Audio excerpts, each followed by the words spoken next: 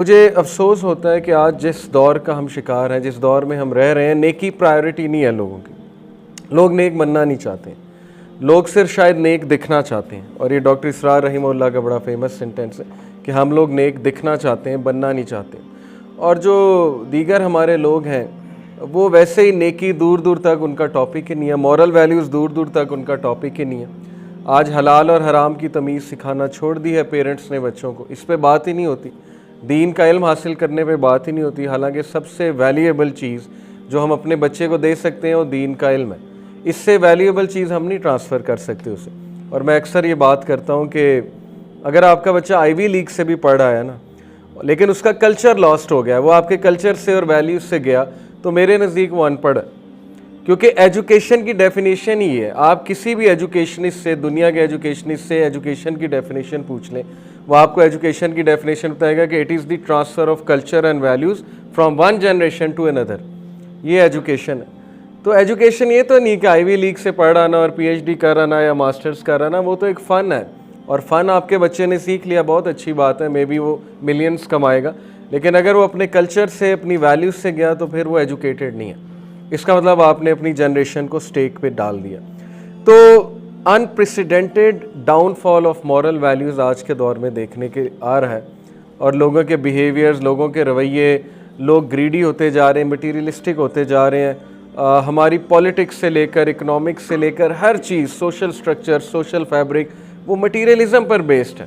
और उसका जो नतीजा है, उसके जो रिपरकशंस है, वो हम सब भुगत रहे हैं। अभी तो मेरी रूह कांपती है अक्सर जब मैं नज़र दौड़ाता हूँ कि आने वाले 10 सालों में क्या हो जाएगा अगर हमने दावा ना किया। तो जो इस वक्त वर्किंग हो रही है हमारे नौजवानों पे, वो तो देख के मेरी रूह कांपती है। इस वक्त जो फ़िलासफ़ीज़ बताई जा रही हैं, जो डिबेट्स छेड़ी जा रही हैं, जिस तरह के टॉपिक्स खोले जा रहे हैं नौजवानों के सामने, तो अगर हमने दावा ना किया और हमारा मैसेज आगे तक ना पहुँचा तो अल्लाह माफ़ करे बहुत तबाही हो जाएगी। कहीं वो दौर ना आ जाए कि रसूलुल्लाह सल्लल्लाहु अलैहि वसल्लम ने कहा कि एक शख्स कब्र के करीब से गुजरेगा और कब्र को देख के कहेगा कि हाय काश इसकी जगह मैं होता। तो वो दौर भी रसूलुल्लाह सल्लल्लाहु अलैहि वसल्लम ने बताया, हमें बताया, लेकिन वो क़यामत के करीब एक दौर आएगा और वो इसलिए कहेगा फ़ितनों से बचने के लिए। ये हदीस में इसकी तशरीह जो आई है वो ये कि वो इसलिए ये कहेगा सुसाइड की वजह से नहीं, इसलिए कहेगा कि फ़ितनों से मैं बच जाऊँ। इतने फ़ितने होंगे कि इंसान जो है वो घबराएगा फ़ितनों को फेस करते हुए। तो जो इस वक्त हालात चल रहे हैं ना, हमें होपलेस तो नहीं होना चाहिए, लेकिन हम काम बहुत कम कर रहे हैं, हम मैसेज बहुत कम आगे तक पहुंचा रहे हैं और चेंज एजेंट्स बहुत कम है हमारी सोसाइटी में। सैलाब कुछ इस तरह से आ रहा है कि मोस्ट लोग जो है वो बह रहे हैं उस सैलाब में।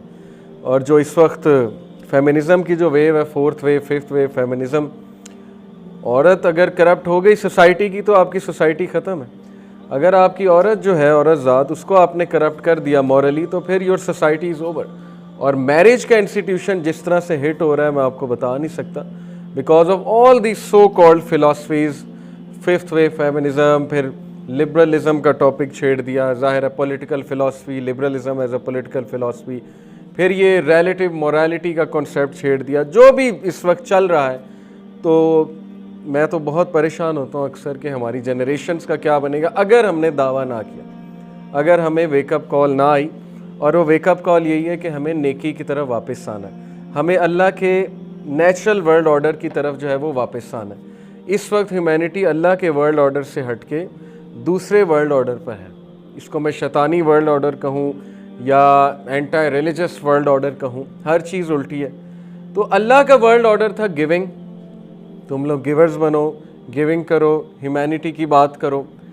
उन्होंने जो वर्ल्ड ऑर्डर बनाया वो मटीरियलिज्म पर बेस्ड है, सर्वाइवल ऑफ द फिटेस्ट पे बेस्ड है, माइट इज़ राइट पे बेस्ड है, सेकुलर वैल्यूज़ पे बेस्ड है, वगैरह वगैरह, सिलेक्टिव ह्यूमन राइट्स पे बेस्ड है। तो परेशानी की बात है बहुत ज़्यादा कि हम बहुत अरसे से जो सो रहे हैं उसकी वजह से बहुत ज़्यादा तबाही मच गई है। अब मज़ीद हम सोना जो है अफोर्ड नहीं कर सकते। जैसे अल्लामा इकबाल ने कहा था ना कि वक्त फ़ुर्सत है कहाँ, काम अभी बाकी है, नूरे तौहीद का इत्माम अभी बाकी है। तो यूथ को यही मेरा पैगाम हमेशा होता है कि you can not afford to sleep now because your generations depend on you. आपके अगले 20 साल आप लोगों के हाथ में, और बहुत ज़बरदस्त आइडियोलॉजिकल वॉरफेयर चल रहा है पाकिस्तान में। जब आप इस सारी गेम को सामने रखेंगे ना, आपके प्रॉब्लम्स कुछ भी नहीं। किसी को डिवोर्स हो गई है, कोई डिप्रेस्ड है, किसी का कोई मशूका छोड़ गई, आशिक छोड़ गया, what are these problem? Can't you think outside of these problem? उम्मत का इस वक्त क्या हो रहा है? आपकी नौजवान नस्ल जो है वो दाव पे लगी हुई है। ये प्रॉब्लम्स आपने कभी सोचे? इन प्रॉब्लम्स से निकलें, अपने अंदर से निकलें। ये छोटे प्रॉब्लम्स हैं। जब आप एक बड़ा मकसद लेकर चलेंगे, एक मिशन की तरफ चलेंगे, ये चीज़ें वैसे ही ख़त्म हो जाएंगी। ओके, सो ये मेरा हमेशा यूथ का पैगाम होता है। लेकिन ज़ाहिर है उसका एक मैकेनिज़्म है।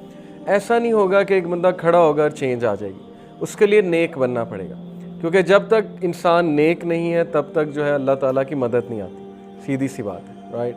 जैसे सलाहुद्दीन अयूबी थे, उन्होंने, आपको क्या लगता है कि फ़लस्तीन पाने के लिए, जेरूसलम पाने के लिए एकदम हमला कर दिया था?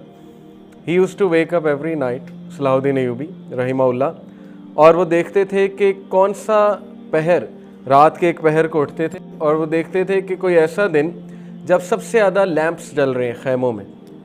एक दिन उन्होंने देखा कि मैक्सिमम खैमों में लैंप्स जल रहे हैं, यानी तहज्जुद पढ़ रहे हैं सोल्जर्स। तो he said this is the day we attack. उन्होंने कहा आज हम अटैक करेंगे। ये सोच थी उन लोगों की, क्योंकि उन्हें पता था कि फ़तह नेकी से आनी है। वेपन्स अपनी जगह है, उसका इनकार नहीं है, टेक्नोलॉजी अपनी जगह है, लेकिन अल्लाह ने फ़तह नेक लोगों को देनी है।